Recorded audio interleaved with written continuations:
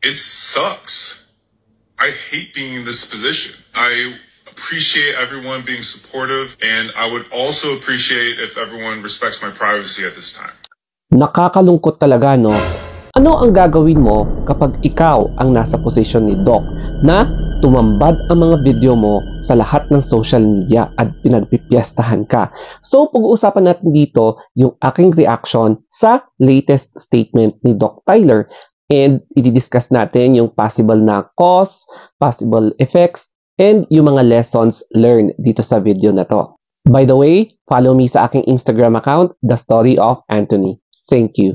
And ito na yung kanyang statement. Tyler here. I just want to come on here and let everybody know that over the past week or so, I have been the victim of blackmail and extortion over social media. And it's been probably the worst week of my life. And I want to thank everybody who knows about the situation, who has reached out and offered words of support and encouragement. I really appreciate you. Thank you so much. It's really hard, and I've never gone through anything like this before. I can't say much more than that because there are high-level authorities involved in this case. And I just want everyone to know that I'm still here. I'm still working. I'm still cracking backs. I'm still making people smile, making people feel good. I'm not going to let it get to me, but I'm sorry I might be a little distant from social media over the next couple of weeks while the legal process takes place. So I apologize if I don't get back to you or if I don't reply to you. It sucks. I hate being in this position. I appreciate everyone being supportive, and I would also appreciate if everyone respects my privacy at this time. So, yeah. Pag-usapan naman natin ang 3 basic information about Doc Tyler. So, he is Tyler Bigeno. Ang number 1 dyan is he is half Indonesian. Yung mother niya is Indonesian, yung father niya is white. So, sorry guys, hindi po siya Pilipino.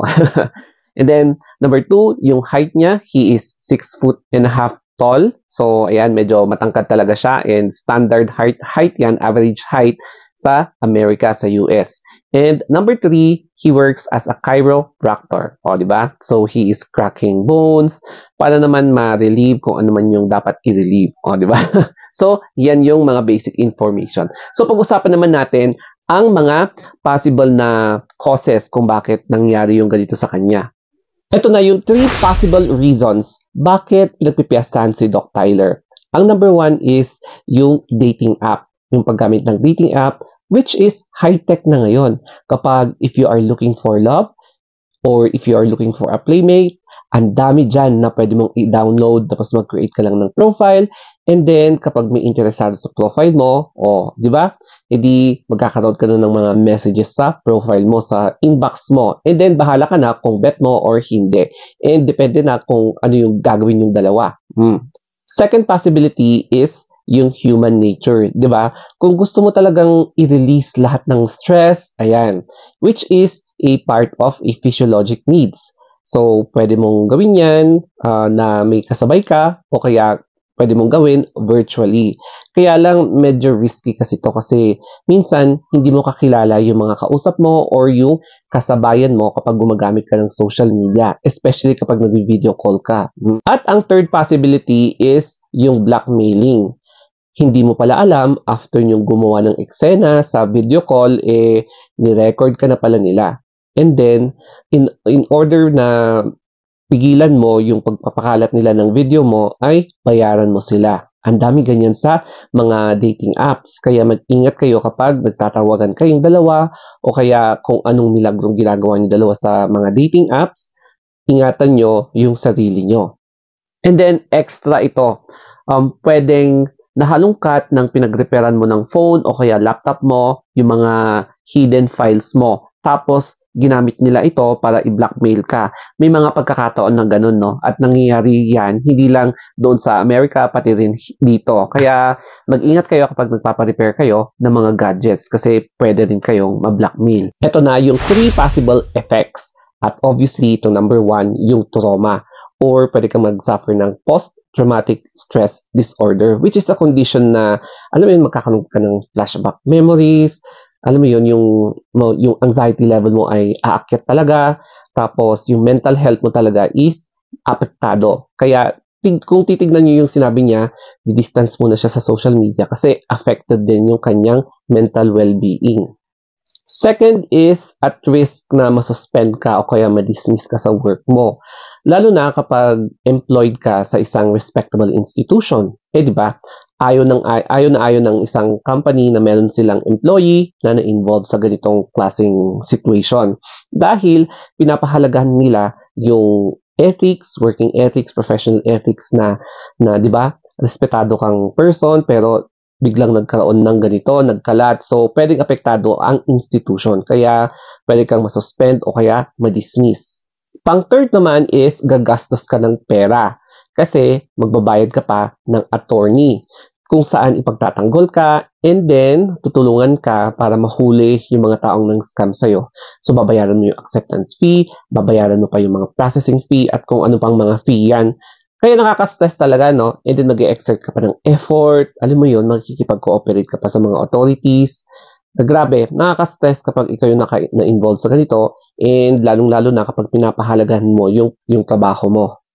Ang lesson naman, number 1, never trust lahat ng mga nakakausap mo sa social media kasi hindi mo alam kung tunay nilang profile yon and hindi mo alam kung ano talaga ang pakay nila, lalo na kapag marami silang ina-ask na favor, no? Kaya magtaka ka na kasi mga red flags yon. Number 2 naman is iwasan yung magpa-repair ng mga gadgets sa mga hindi ka-trust na mga shops, no? Yung mga mag-search kayo muna yung mga shops nearby in your areas kung legit sila o kaya kung maganda yung reputation nila kasi mahirap hindi mo alam yung mga nakalimutan mong i-delete na files, baka pwede nilang ma-recover at gagamitin yan nila against you. The third naman is kapag nabiktima ka ng blackmailing, i-report mo na sa authorities. Kasi ngayon, meron ng desk para matulungan ka ng NBI o kaya yung PNP Anti-Cybercrime na i-detect yung IP address kung sino man yung person behind that profile. Tapos, syempre, kunin mo yung mga screenshots ng mga evidences para mapalakas yung reklamo mo against that person at para mahuli nila. Kasi baka hindi ikaw lang ang binibiktima niya, baka marami pa. So, ito naman yung aking reaction na nakakalungkot, no? Kasi yung mga ganitong klase na eskandalo, lalo na sa social media, pwede ka talagang mapahamak.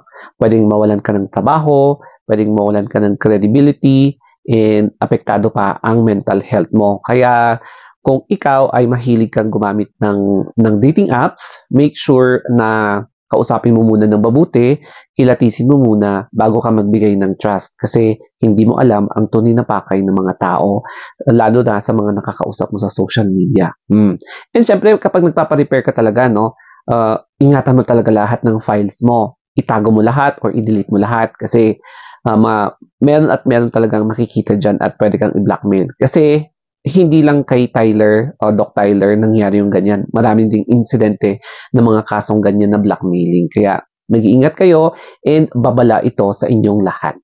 So sana may natutunan kayo dito sa video and I hope na ipa-follow nyo pa ako for more videos. So, yan. Thank you and have a nice day. Basta laging mag-ingat online.